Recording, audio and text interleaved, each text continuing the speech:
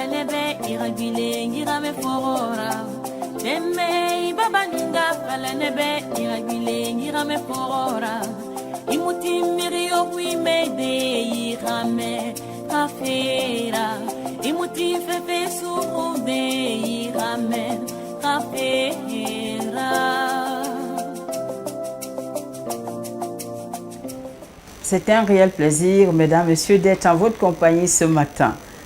Et Manette du Savoir est très heureux également de vous savoir très nombreux à notre petit écran. Nous jetons notre tapis rouge aujourd'hui à un jeune dynamique, un patriote, un talentueux, François-Xavier Tembiwa. Bonjour, monsieur Tembiwa, et bienvenue à la CRTV. Bonjour, madame Tonier. Comment allez-vous?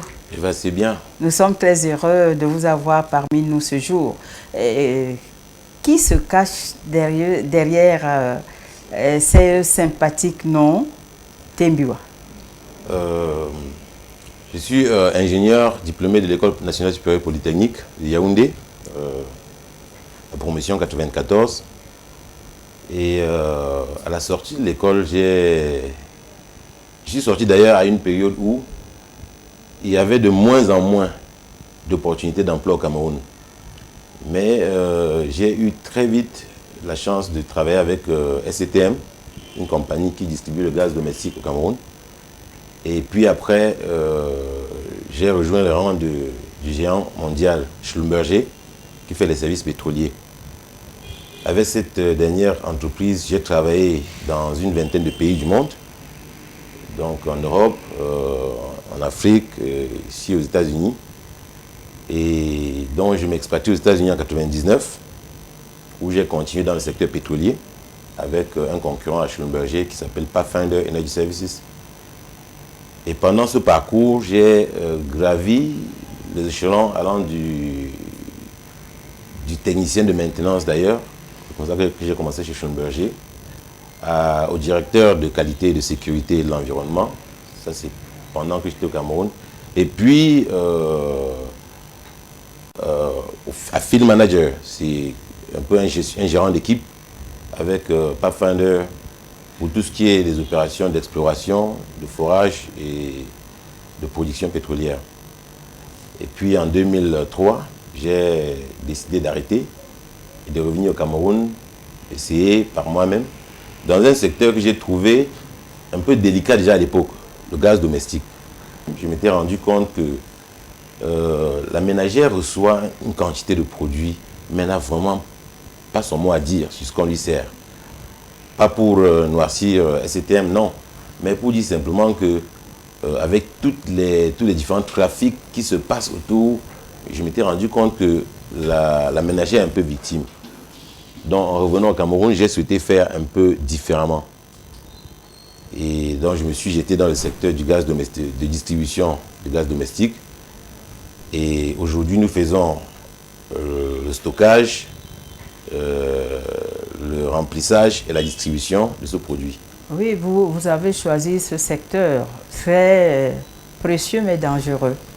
Comment est-ce que vous arrivez à manipuler ce produit? D'ailleurs, vous avez parlé du gaz. Il y a également une autre interrogation, savoir, y a-t-il plusieurs types?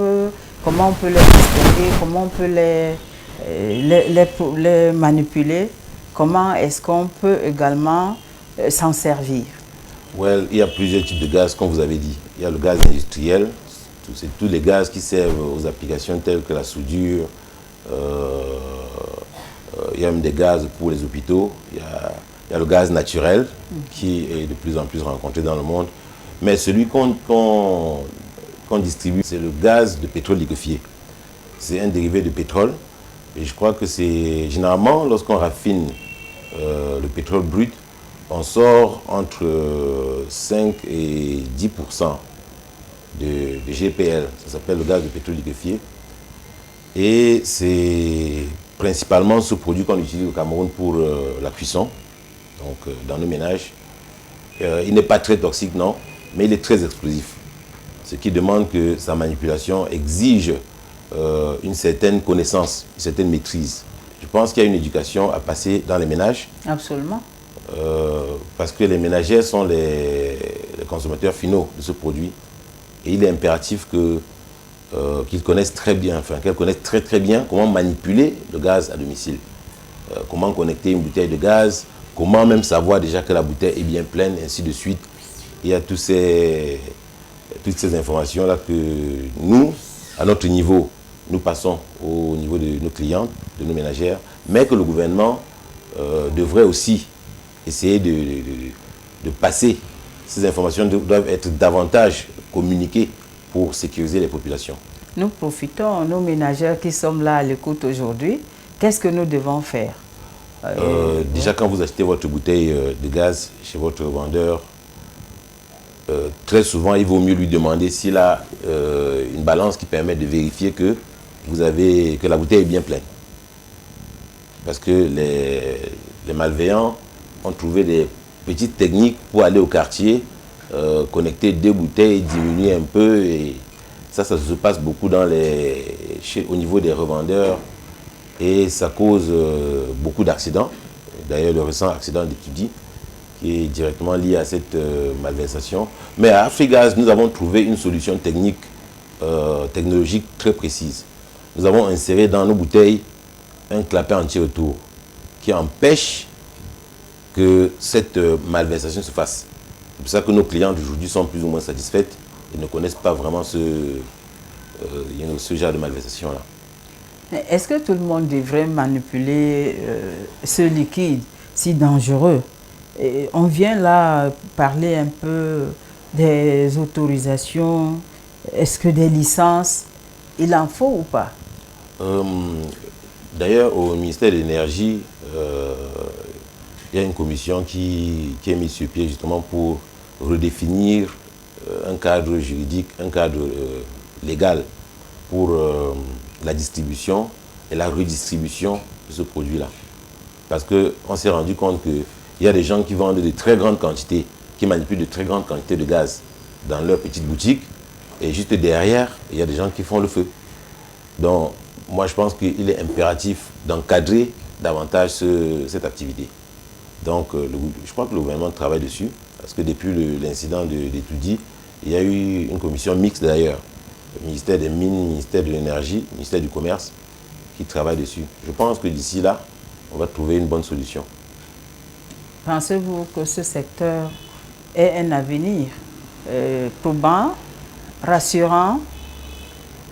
Déjà, dans tous les cas, il s'agit de l'énergie. Oui. Donc c'est un secteur, c'est l'énergie de consommation. Puisque la population grandit tous les jours, on ne peut qu'aller vers une certaine rassurance là-dedans. Mais il y a aussi certains risques liés à cette activité, les risques d'accident dont j'ai fait état. Mais il y a aussi un gaz qui arrive, le gaz naturel, qui peut très bien supplanter le gaz de pétrole liquéfié aujourd'hui. En Europe, vous ne connaissez pas de gaz vendu en bonbonne, si oui, dans des zones très reculées. En grand centre urbain, on est passé au gaz naturel. Ça arrive dans le domicile par des tuyauteries. Vous connectez exactement comme si c'était de l'eau. Donc, les utilisateurs n'ont pas un accès direct à la manipulation de ce produit. Ça, dans un avenir peut-être lointain, mais certain, on va y arriver. Et donc, le gaz de pétrole liquéfié risque de perdre son terrain.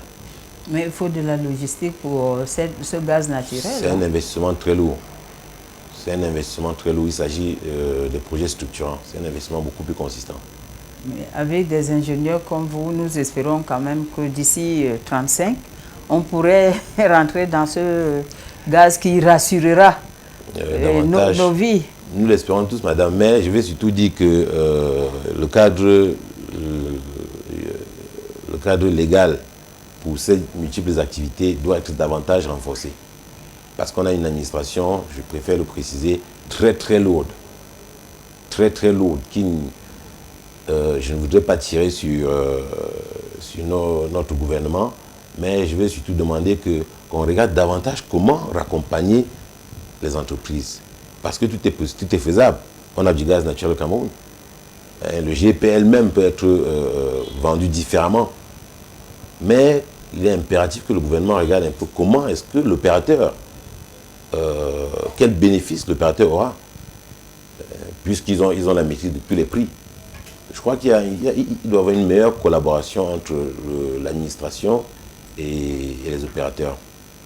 Et sûrement, vous avez des propositions dans ce sens-là, parce que des opportunités, il faudrait bien que le Cameroun en donne à ceux qui aimeraient faire dans ce secteur. Je pense que le secteur est ouvert depuis les années 2000 à tous les Camerounais et même aux étrangers. La preuve, aujourd'hui, sur l'ensemble des marketeurs du gaz, il y a des compagnies étrangères et il y a eu une floraison des compagnies locales. Toujours est-il que c'est un secteur dangereux, il vaut mieux très bien maîtriser ce qu'on fait. Il faut bien maîtriser ce qu'on fait parce que les incidents dans nos ménages, c'est vite arrivé. Donc l'opportunité est là pour les Camerounais qui souhaiteraient y rentrer, y compris d'autres opportunités d'ailleurs. Parce que venir investir au Cameroun en laissant un certain nombre d'avantages qu'on aurait à l'étranger, c'est un courage patriotique qui est mieux de préciser ici.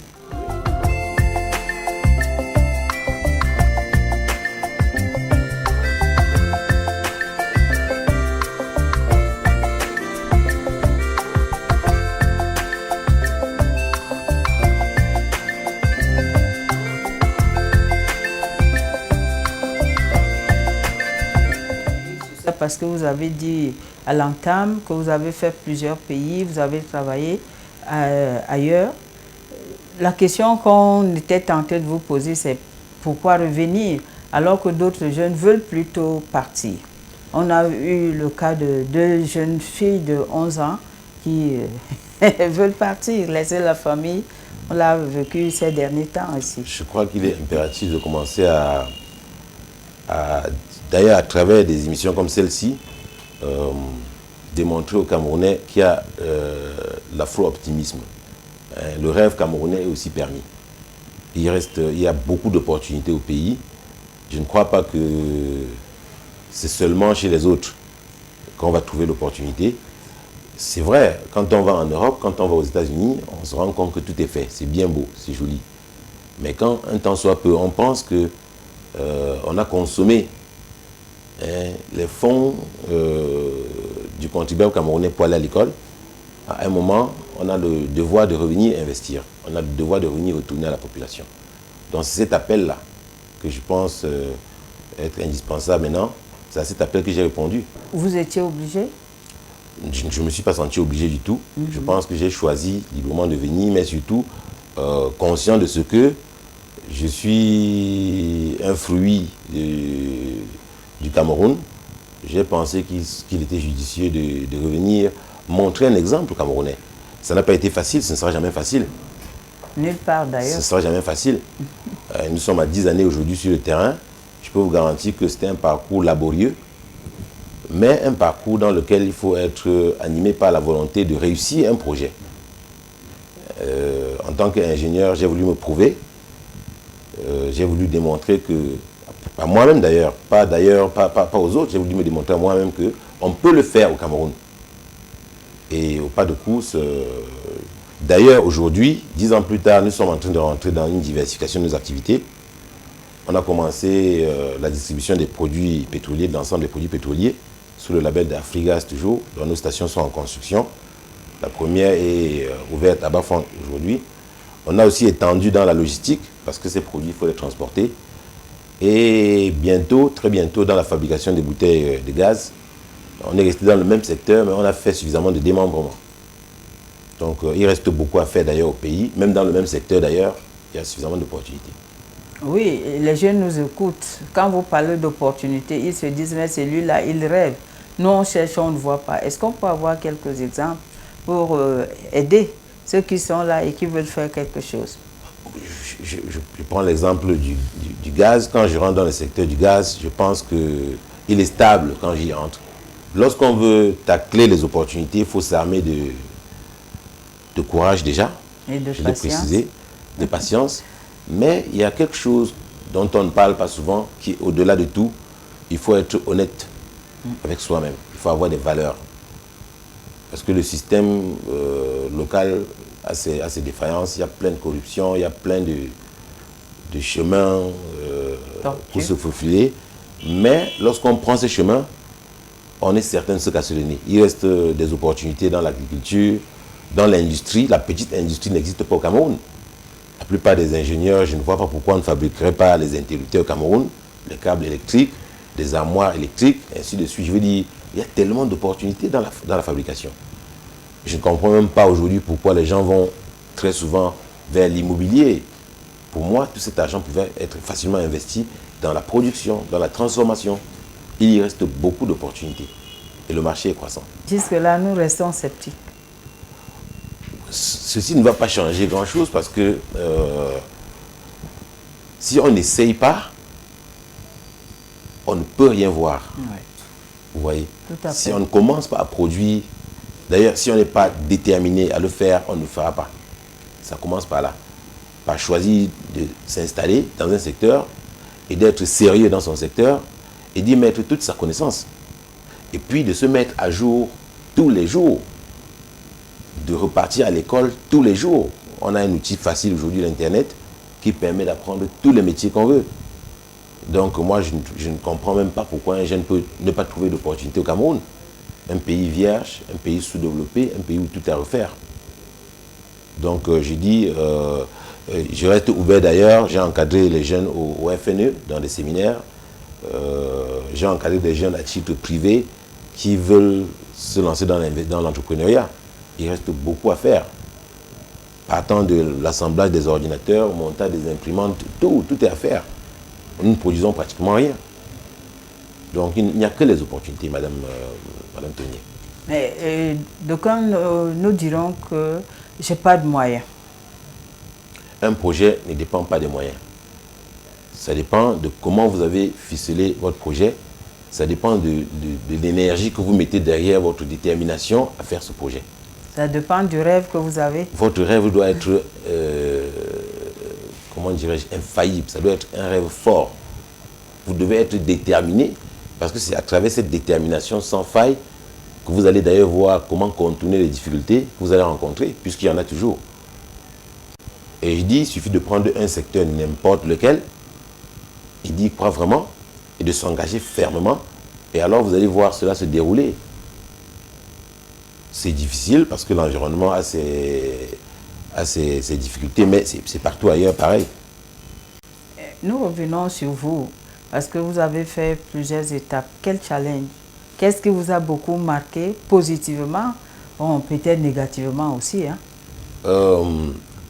Positivement, je vais dire que lorsqu'on se met au travail avec l'ambition de réussir quelque chose, le résultat est déjà une grande satisfaction. Nous avons aujourd'hui à peu près 300 employés. Si je veux parler des emplois indirects, on peut parler jusqu'à 400, 500 emplois indirects. Dans un futur très proche, on va peut-être doubler le nombre d'emplois créés. C'est une satisfaction. De voir que toutes ces familles se mettent au travail par rapport à vos efforts, de voir que ces ménagères consomment du gaz par votre imagination et tout. Donc je pense qu'il y a une satisfaction là-dessus. Le gouvernement reste un challenge. Donc il y a quelques faiblesses, il y a des défis. Tenez, on a mis en place les API pour accompagner les entreprises. Depuis 7 mois que nous courons derrière un agrément pour créer une nouvelle entreprise, on n'y parvient pas. Et pourquoi? Vous avez des freins à tous les niveaux. Le texte n'est jamais suffisamment clair pour ceux qui l'ont écrit. L'application n'est jamais assez facile. L'administration est suspicieuse de l'entrepreneur. Ça, c'est le cas au Cameroun. L'administration est suspicieuse de l'entrepreneur. Ça veut dire quoi? C'est-à-dire, ils ont toujours l'impression que l'entrepreneur, l'homme d'affaires, a quelque chose qu'il doit tripoter qu'on ne connaît pas. Donc, ce climat rend, non seulement ça entretient la corruption, le favoritisme, mais ça rend l'entrepreneuriat très très difficile. Il faut, et ça demande à l'entrepreneur de travailler beaucoup plus. Lorsque vous introduisez un dossier à Yaoundé, vous devez faire 50 voyages sur Yaoundé pour ne pas voir cela aboutir. Rien que dans les voyages, vous mettez parfois toutes vos finances. Et vos tous vos fonds, énergies. toute votre énergie et les risques sur la route, ainsi de suite. Donc je crois qu'il y a des difficultés à surmonter et le gouvernement doit faire son travail, mettre les textes en place. C'est aussi demander aux administrations chargées de les appliquer des résultats. Et créer un cadre pour permettre aux entrepreneurs de communiquer directement avec les décideurs. Je crois qu'il y a un souci à ce niveau-là. Vous arrivez parfois à un ministère, vous ne savez même pas à quelle porte vous adressez. Et quand finalement vous trouvez la porte ouverte, il y a cet aspect, il y a une cassure nette entre les entrepreneurs, les hommes d'affaires sur le terrain et l'administration. Les hommes d'affaires partent du terrain, en général, dans le cadre du Cameroun, ils grandissent du petit commerce à la petite entreprise, puis un chiffre d'affaires consistant. Et en même temps, vous avez dans l'administration des jeunes qui n'ont jamais flirté avec l'administration à aucun niveau, mais qui doivent décider du devenir de leurs alter ego. Donc du coup, ce climat de suspicion grandit en fonction de ce que chacun voudrait gagner. Et au fur et à mesure que le temps passe, on s'éloigne plutôt au lieu de se rapprocher pour construire le pays. Donc je pense que l'entrepreneuriat présente suffisamment de challenges, mais ça reste un chemin parce qu'on développe un pays par les projets. Vous avez confiance? J'ai confiance au Cameroun. J'ai pleinement confiance au Cameroun parce que ce que nous traversons aujourd'hui, ce n'est qu'une étape. Un pays a une durée de vie infinie. Les hommes ont des durées de vie finies. Donc, des générations vont passer et avec un peu d'espoir, d'autres générations vont venir avec des ambitions différentes et on va construire le pays. Il n'y a pas de doute. Il n'y a pas de doute. Certaines choses qui se font aujourd'hui ne se faisaient pas hier. Il y a 20 ans, un Camerounais ne pouvait pas prétendre entrer dans le secteur pétrolier, par exemple, faire de la distribution. Ouais. Aujourd'hui, c'est le cas. On y est. Aujourd'hui, il y a beaucoup de Camerounais qui s'investissent dans la production de l'électricité. Et ainsi de suite. Donc, il y a espoir. Il y a espoir. Un message à vos employés? Je vais dire un grand merci à tous mes employés. Parce que tous les jours, quand ils se lèvent, ils y mettent tout ce que ça prend. Vous savez, créer une entreprise veut dire vous partez de rien. Et après, il faut faire les procédures, après, il faut les appliquer, après, il faut mettre des systèmes de contrôle, après, il faut créer une machine qui finalement peut fonctionner seule. Tout ceci ne peut être fait que si les hommes volontaires sont là. Donc, à mes employés, je vais dire merci. Mais j'ai aussi un message pour l'administration.